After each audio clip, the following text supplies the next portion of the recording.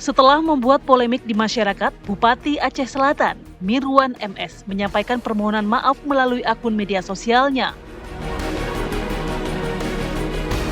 Mirwan mengakui kepergian umrohnya saat bencana masih melanda Aceh Selatan telah menimbulkan kegaduhan dan mengganggu stabilitas nasional.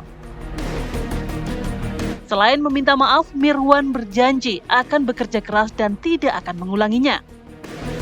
Menyampaikan permohonan maaf yang sebesar-besarnya atas ketidaknyamanan, keresahan, dan kekecewaan banyak pihak, terutama kepada Bapak Presiden Republik Indonesia Haji Prabowo Subianto dan Bapak Menteri Dalam Negeri Haji Tito Karnavian dan juga pada Bapak Gubernur Aceh Haji Muzakir Manaf serta seluruh lapisan masyarakat Indonesia, masyarakat Aceh dan masyarakat Kabupaten Aceh Selatan pada khususnya.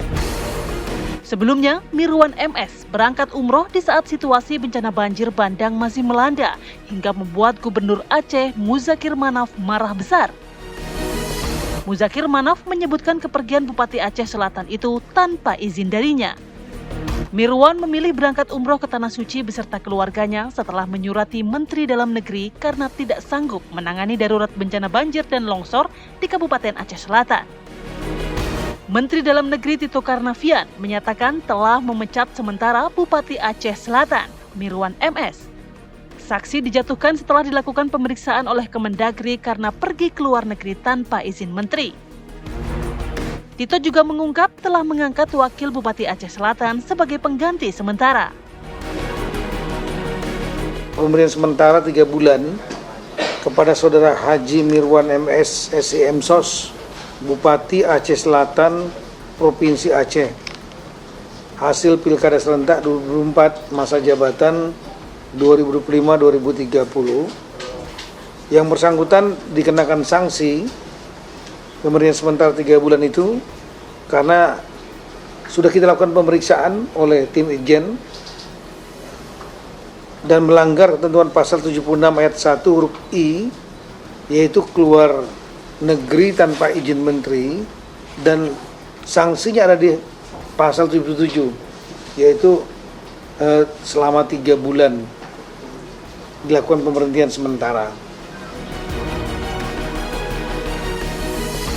Sebelumnya dalam rapat terbatas yang dihadiri secara virtual oleh para bupati wilayah terdampak bencana, Presiden Prabowo telah menyindir bupati yang disebutnya lari dari tanggung jawab saat bencana.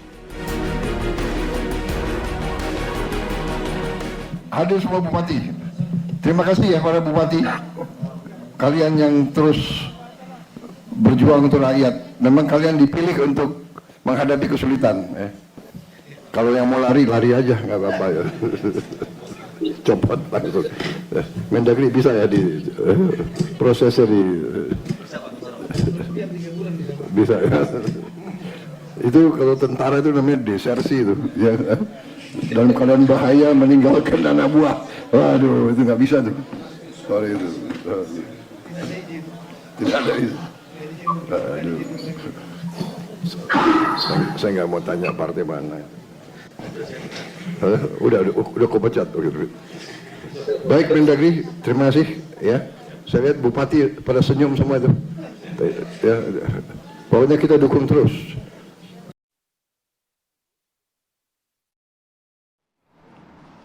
Nah, akhirnya kan sanksinya kan tegas diberlakukan, bahkan Presiden juga atensi kasus ini gitu kan Rati. Tapi ada juga begitu yang menyatakan, tapi kan umroh kan untuk mendoakan juga rakyatnya. Nah, selain gitu. juga umroh tadi mendoakan rakyatnya dan katanya sudah nazar dari waktu yang lama. Tapi kalau kita mengutip pernyataan dari Kabak Pro Kopim Pemkab Aceh Selatan, keberangkatan Bupati Aceh Selatan beserta istri menjalankan ibadah umroh ini setelah melihat langsung kondisi wilayah Aceh Selatan umumnya yang sudah stabil, terutama debit air yang sudah surut di permukiman warga di Bakongan Raya dan Trumon Raya. Jadi stabil gimana itu konsepnya? Jadi berangkat, memang waktu itu kondisinya lagi bencana, tapi berangkat kabarnya sudah melihat langsung. Tapi kan ini juga menjadi Jadi Komik kayak lepas, akhirnya ya. itu dia kok jadi kayak lepas tangan, tapi sanksi sudah diberlakukan. Langsung kita bahas hal ini bersama dengan analis politik Universitas Paramadina, Bung Henry Satrio. Selamat pagi, Bung. Selamat pagi, Bang Hensat.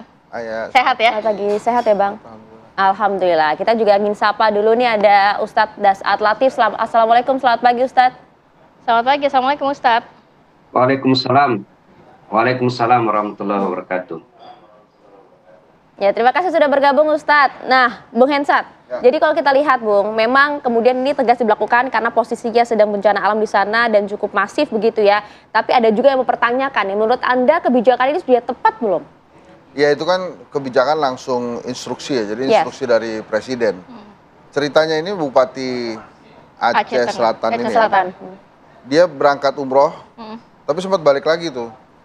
Terus berangkatnya dari Aceh, jadi tadinya dia mau berangkat dari Jakarta. Terus dia balik lagi ke Aceh, terus baru kemudian berangkat. Tapi intinya begini, ini nanti mungkin Ustadz Dasat Latif menjelaskan gitu, bagaimana seorang pemimpin itu fardu ainnya harus men-take care rakyatnya gitu kan. Tapi saya ingin katakan begini, imbas sebuah bencana itu kan banyak ya. Dan memang pada saat penanganan bencana itu nggak cuma menunggu bencana surut, tapi rehabilitasi pasca bencananya. Nah, diharapkan pemimpin-pemimpin kita ini melihat keadaan langsung supaya pada saat menetapkan kebijakan rehabilitasi dan rekonstruksi pasca bencana itu bisa dilakukan. Imbasnya kan jadi kemana-mana nih. Bahkan Menteri Tito tuh menetapkan kepala daerah nggak boleh keluar negeri itu 15 Januari 2026 kalau saya nggak salah.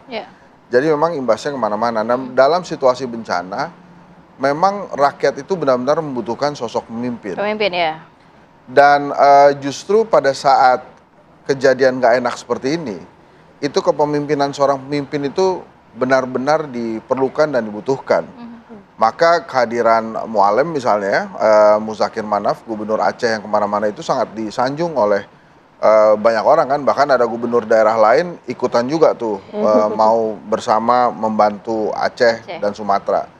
Nggak apa-apa, menurut saya memang saat ini yang diperlukan bukan saja yang terpenting adalah memang kehadirannya. Makanya pada saat Pak Prabowo datang 2 kali ke sana, itu kan aura Acehnya langsung berbeda gitu. Kemudian penanganan Sumatera bencana banjir di Aceh dan Sumatera ini juga langsung jadi berbeda cepat, ya? Walaupun sekarang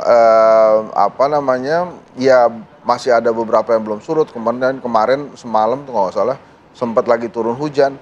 Jadi keberadaan pemimpin itu memang dibutuhkan. Jadi seberapa penting sebenarnya statement dari Pak Prabowo Subianto yang langsung mengatakan siapa pejabat yang tidak ada saat kondisi darurat gini?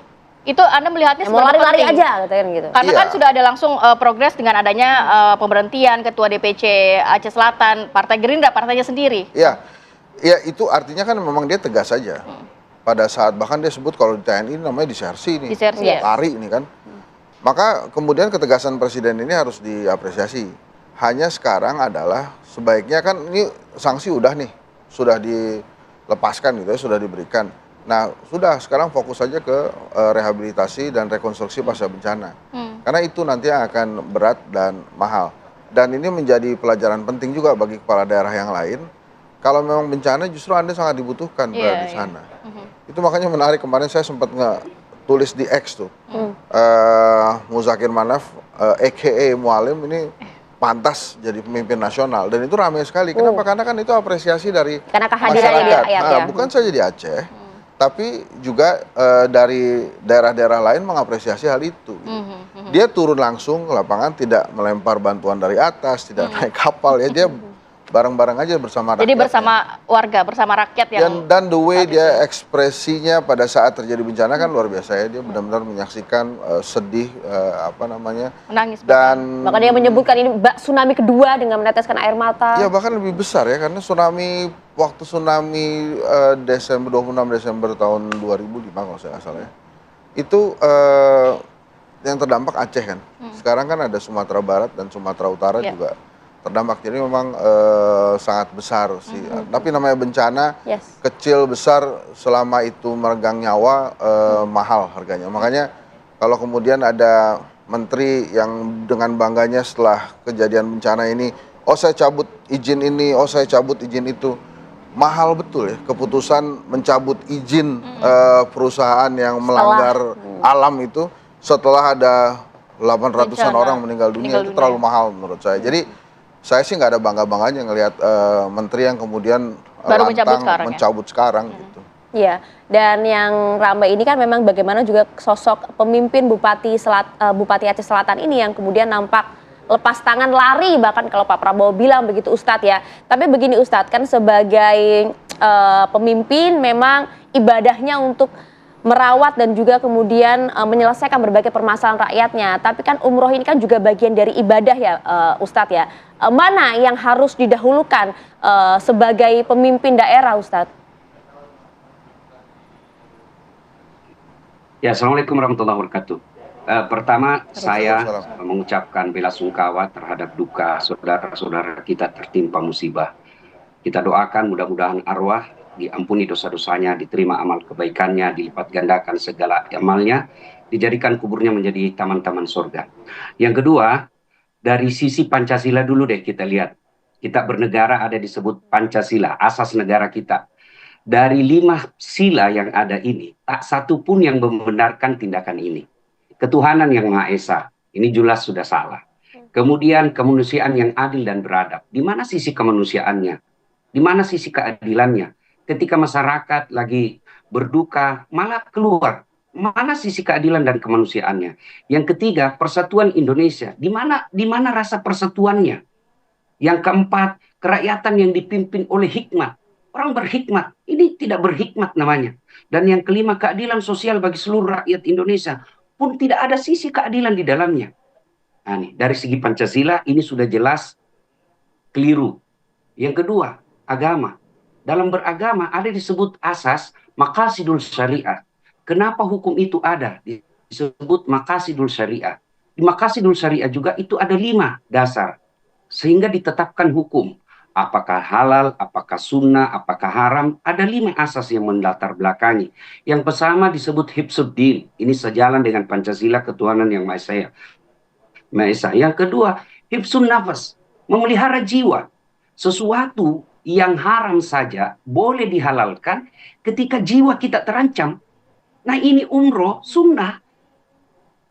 Sementara 2 sisi kewajiban di dalam masalah ini. 1, kewajiban sebagai pemimpin yang harus melaksanakan amanah.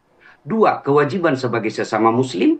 Innamal mu'minuna ikhwah, bersaudara, kita wajib. 2 wajibnya nih. Bertemu dalam asas fikih, apabila sunnah ketemu dengan wajib, maka gugur sunnahnya, wajibnya diprioritaskan. Umroh bagi saya, itu memang baik. Sunnah, kebaikan. Tapi ketika musibah seperti ini, itu menjadi tidak prioritas. Islam itu ada skala prioritas. Umroh, sunnah.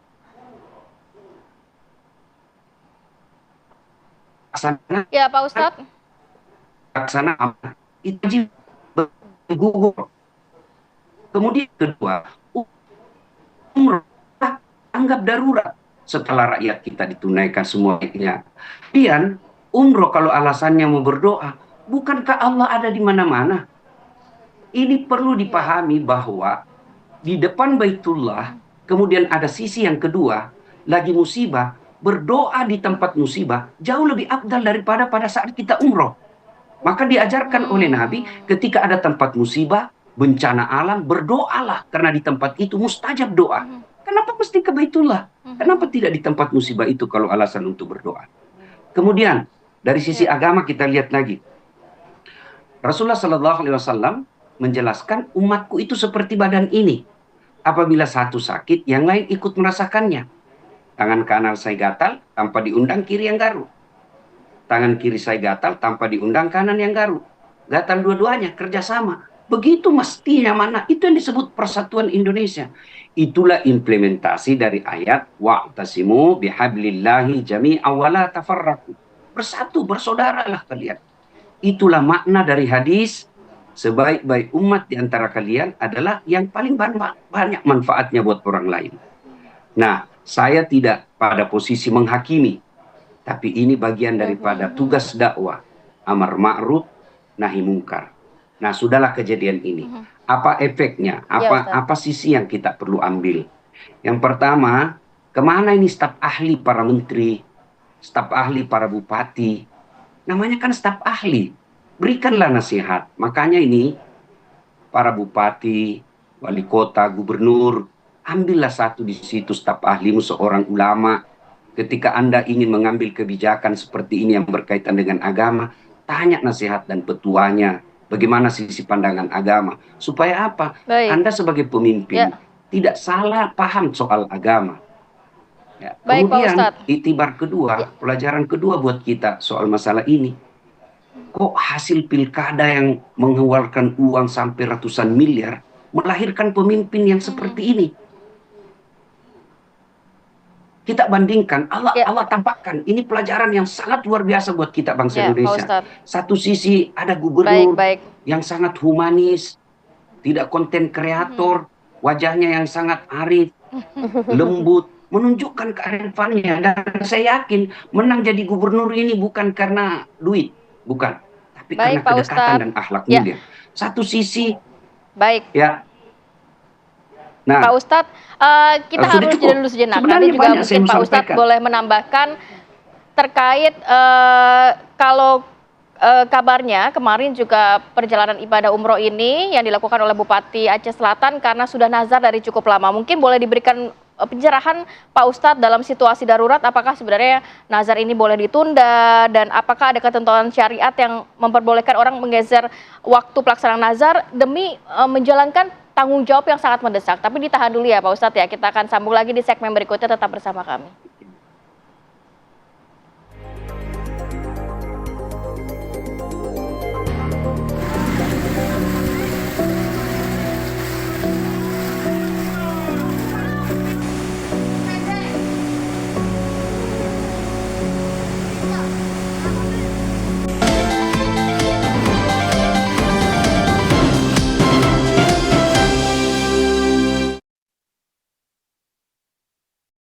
Untuk keluarga, aku selalu cari yang terbaik. Saat banyak yang ngaku kecap, cuma Bango yang 100%.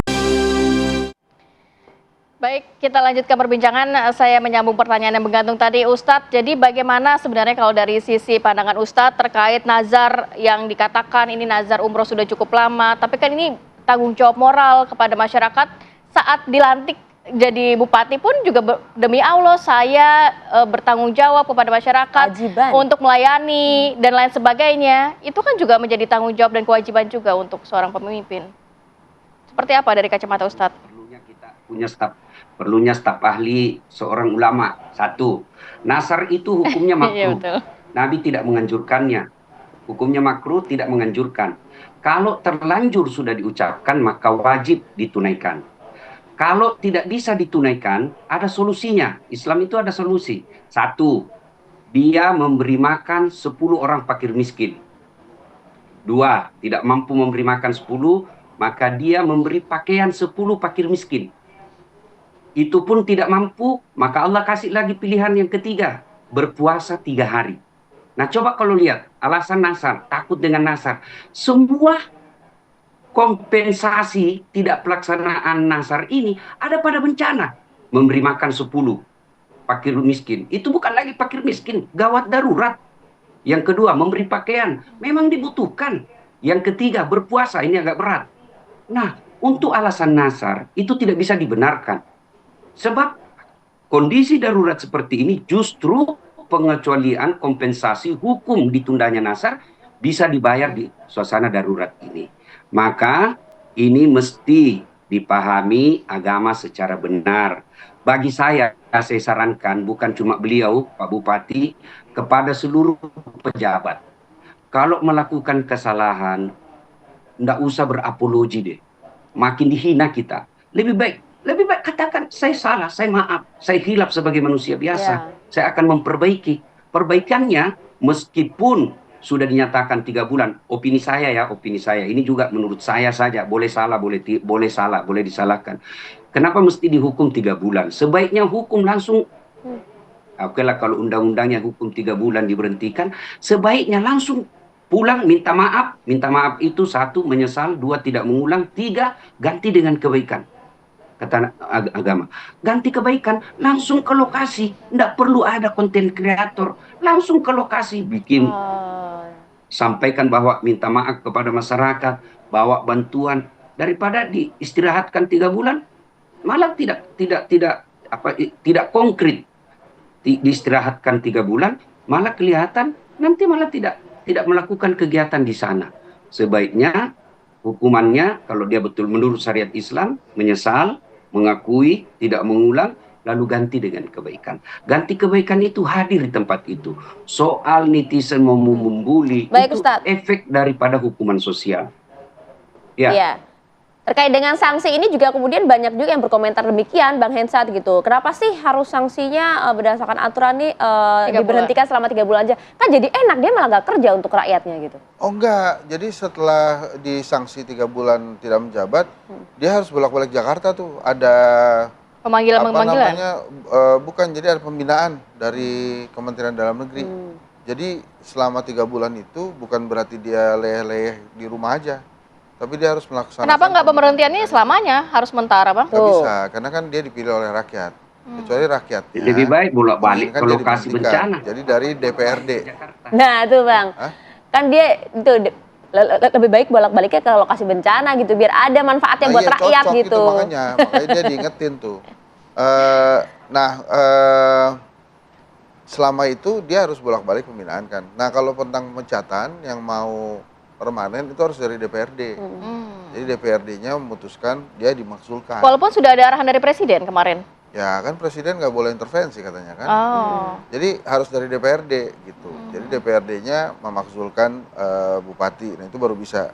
Tapi ya kita lihat aja nih DPRD-nya bergerak atau tidak. Habis gini tiba-tiba langsung ada tuh petisi nanti. Nah itu bisa aja terjadi seperti itu. Tapi kan sudah terjadi tuh waktu di Pati kemarin kan DPRD-nya nggak mau.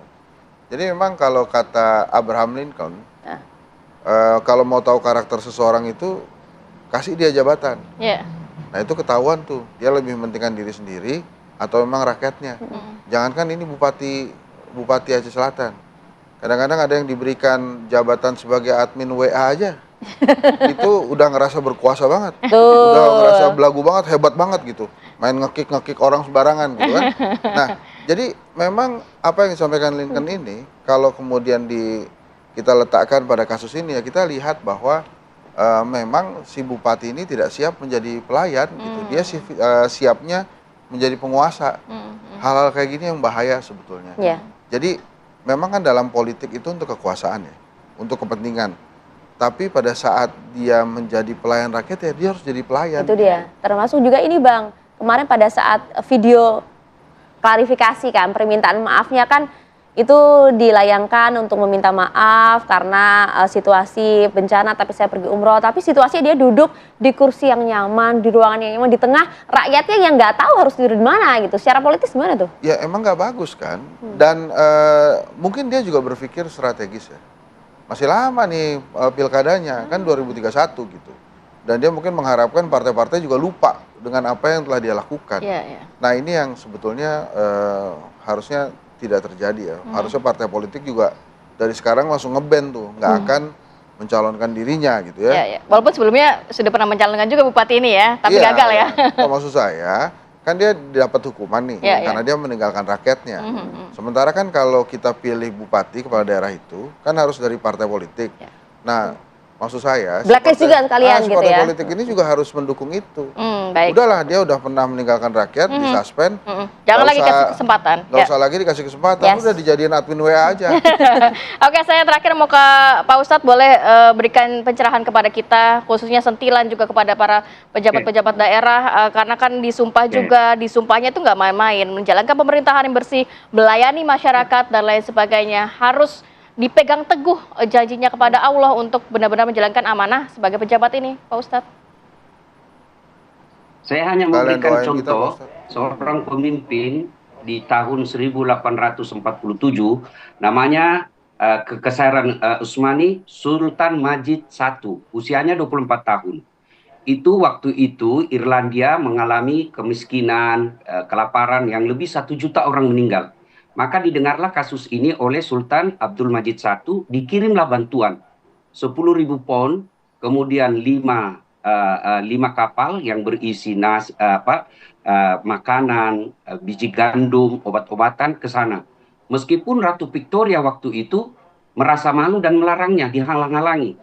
Tapi dengan sembunyi-sembunyi masuk. Alhamdulillah berhasil masuklah pasukan itu untuk memberi makanan dan obat-obatan di Irlandia. Dari kejadian itulah kemudian salah satu klub bola yang ada di Irlandia itu memakai bendera, simbol bendera sabit dan bintang, tanda bendera Mesir sekarang, Turki sekarang sebagai ucapan terima kasih. Itu salah satu contoh pemimpin yang Islami. Dia memberikan bantuan bukan saja kepada Muslim, juga kepada non-Muslim sekalipun. Itu yang disebut Islam rahmatan lil alamin. Ini bukan lagi di luar negara, ini kita satu kampung, malah jadi pemimpinnya, meninggalkan, maka tentu ada yang salah dengan pemahaman agama. Pelajarannya, seperti yang dikatakan pakar politik tadi, berhati-hatilah memilih pemimpin. Jangan karena kita disogok, jangan karena kita satu partai, jangan karena popularitas, tapi lihatlah moralitasnya. Mudah-mudahan ini pelajaran agar bencana semakin menjauh dari negara kita. Akhirnya, walau anna akhlal qura amanu wattaqau lafatahna alaihim barakati minas sama'i wal ard.